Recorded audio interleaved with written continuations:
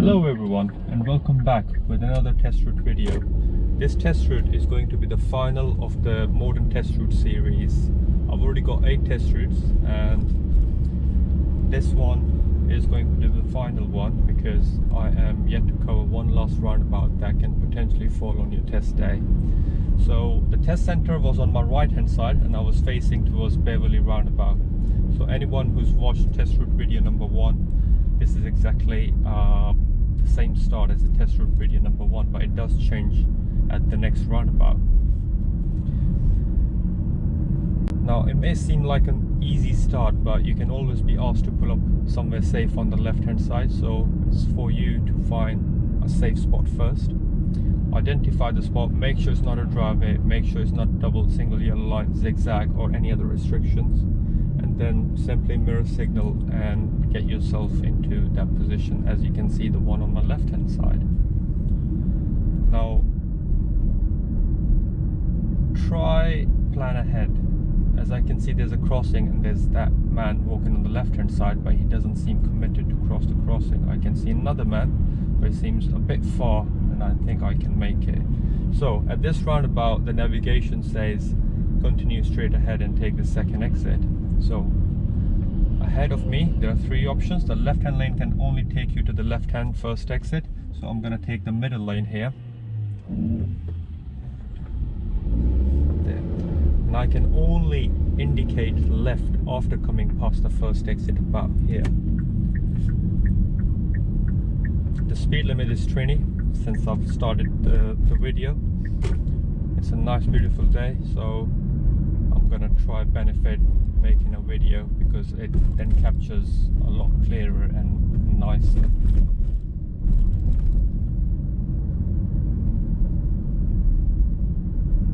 You will not be driven down this test route if you are doing your driving test early in the morning or late afternoon, because these roads get very busy due to schools, so you are given a fairly shorter test route. So on this occasion I have a hazard here who is not looking very good, so I'm going to cautiously overtake. Now on this occasion the navigation says turn right, take the next road on your right, so I'm going to start position slightly to the right with my mirror signal.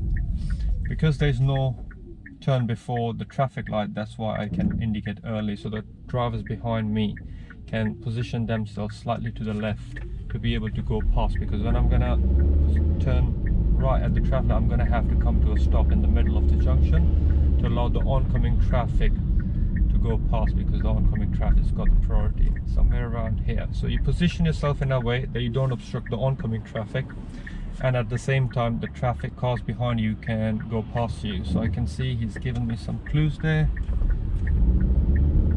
although you're not meant to react to other road users flashes or any gestures, because they may be for someone else. But on this occasion, because I'm not learning to drive, my anticipation and reactions are different to someone who's trying to learn, therefore I knew it was meant for me. Now you have to be careful when driving through these roads, because there are a lot of meeting situation and change of direction. When you change in direction, don't forget to check your relevant mirrors.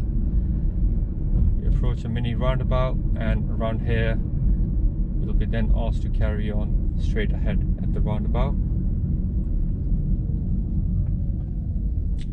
Making checks, no indication is needed as it's a mini roundabout. Always anticipate there's going to be an oncoming traffic. The road gets very narrow here, so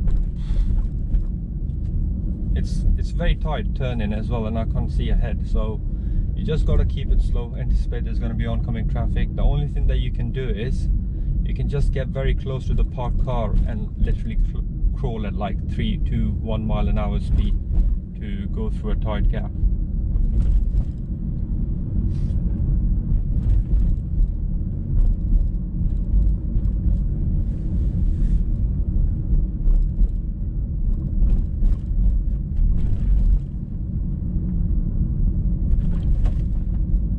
Here the navigation that said turn left, so mirror signal left, you'll be turning into this Sheldon Drive.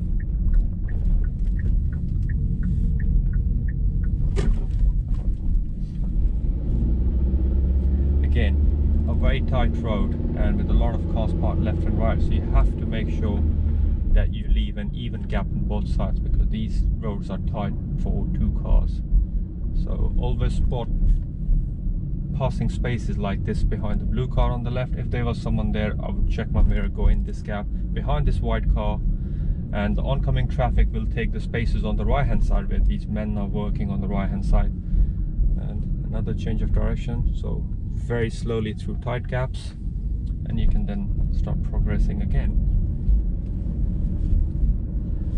My learner was then asked to pull up on the right hand side around here behind this blue car and carry out a reverse right maneuver, reverse approximately 2 car lengths. Make sure you make good observations there. You don't pull up too close to the curb, because when you start reversing, it's likely that you're going to start edging closer towards the curb. And pay more attention towards your right over the shoulder when carrying out that maneuver, because there are drivers there and people walking on the pavement. At the end of the road, the navigation said turn right, so you're going to be turning right here. And can I be on the wrong hand side? Yes, because of that silver van, I do not have enough space to go back onto my left hand side. At the end of the road, I'm going to be turning left. That's what the navigation said. On your test, you're going to have independent driving to start with. It can be navigation based, which is most of the times, probably 4 out of 5 times you get navigation based driving, and 1 out of 5 times you get follow the signs, which I've carried out in test route video number 5. If you really want to improve your chances of passing, you must watch and practice test route number 1, test route number 2, test route number 5, test route number 6 and test route number 8. These are the most important frequently ones. But out of all of these, I've had around 24 tests in 2024, and out of 24 times I've had test route number 1 10 times. So that clearly shows that I've got like test route number 2 at least 5 times. So them test routes are very, very important. The more you watch and more you practice, the better the chances of you passing first time. As you can see, these roads are 20 miles an hour through and throughout, and they're quite tempting. So you're going to be asked to pull up on the left hand side somewhere safe. So as you can see, there are bays. Just do your simple mirror signal and pull up on your left hand side when it is safe.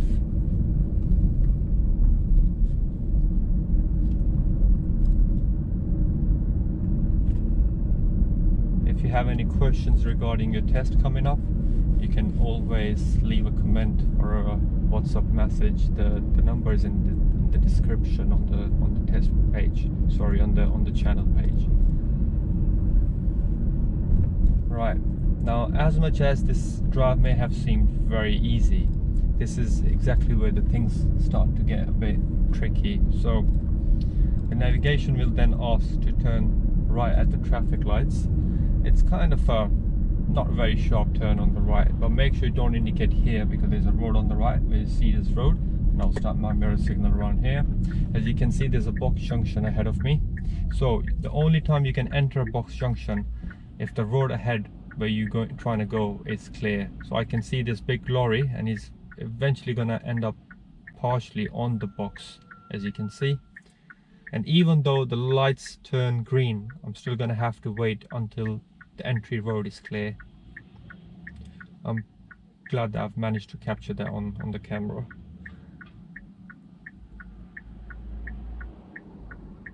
We'll patiently wait here.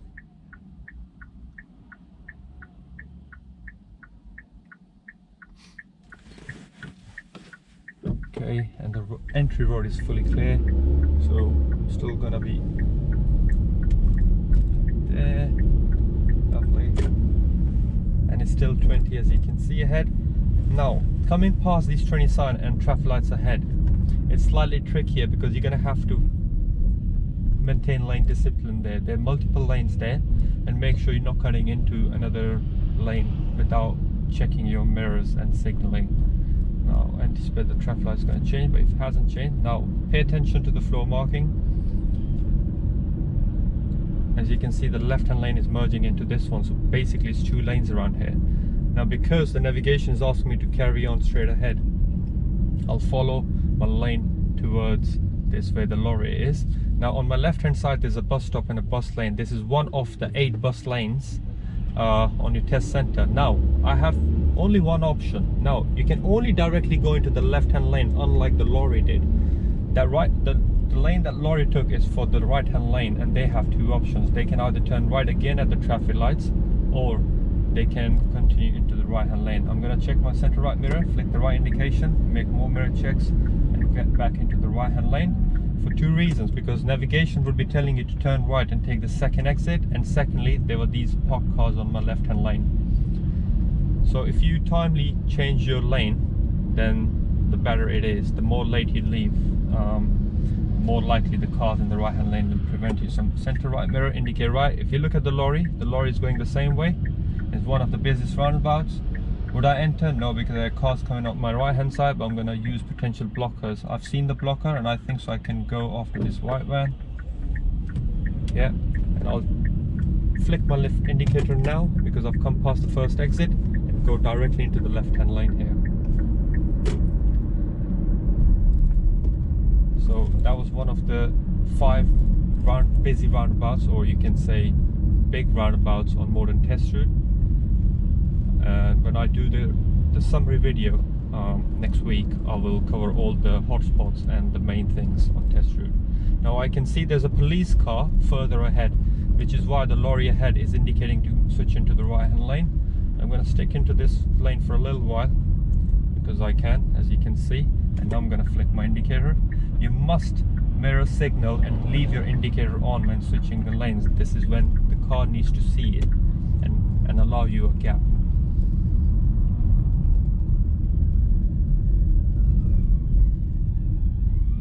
Okay, I'm going to leave this gap open for this car, but there's traffic built up ahead.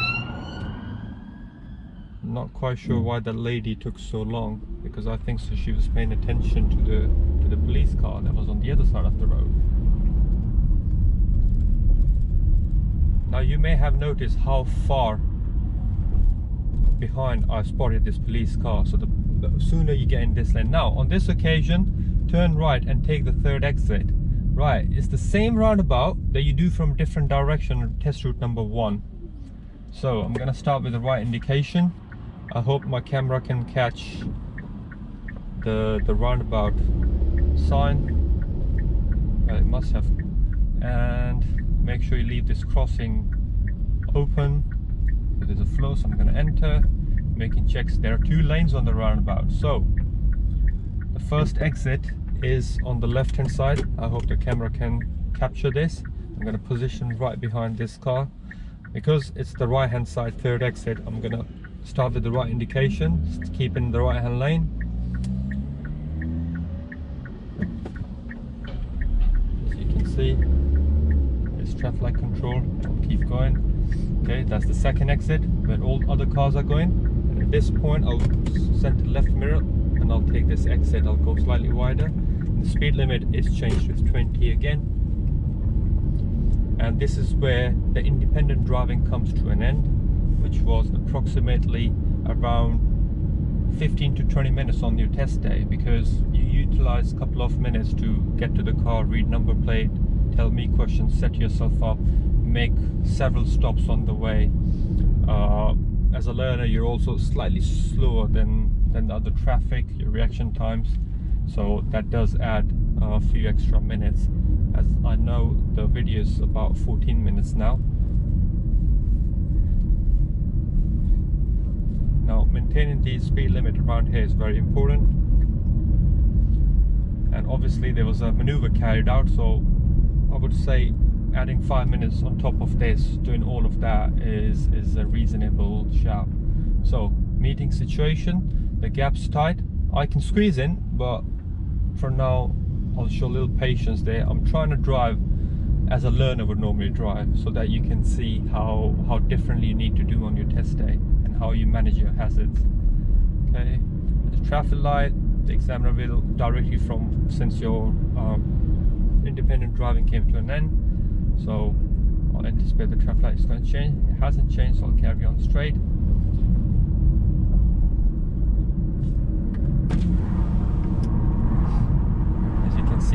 of parked cars left, right, oncoming traffic. The gaps do get very narrow. The narrower the gap, the slower you're gonna have to go. Check your mirrors again, change of direction.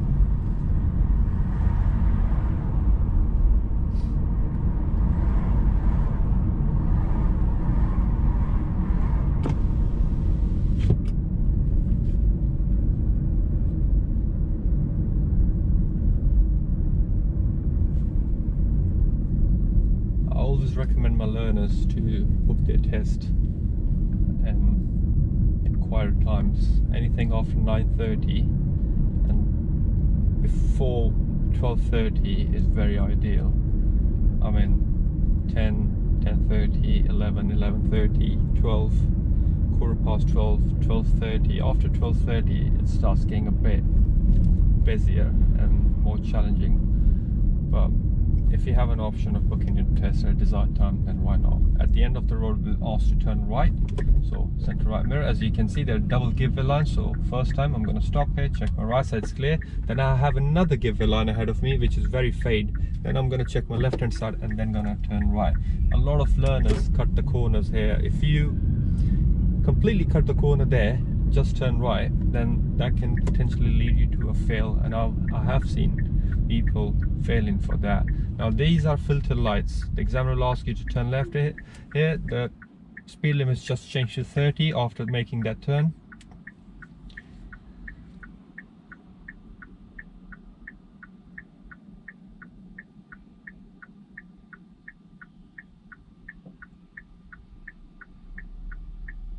And the filter lights on, so I can go.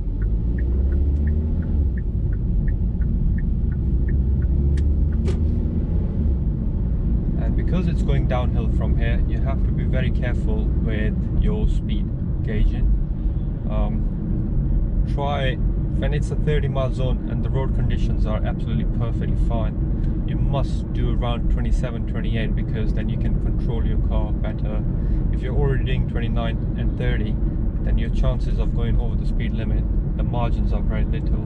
Now I can spot the cyclist. As soon as you spot something in your path, start checking the right mirror. Checking my right mirror, I'm going slightly wider, and I'm going to check my left mirror and I'm going to come back. You should leave approximately 1.5 meter gap when overtaking a cyclist. No harm in doing 2 meters either, given the size of the road. I can spot another parked car in my path ahead, so, and there's this car reversing out, but she's on the other side of the road, so I'm going to start checking my mirror. Speed limit is 30, and the examiner will ask you to turn right at the traffic lights.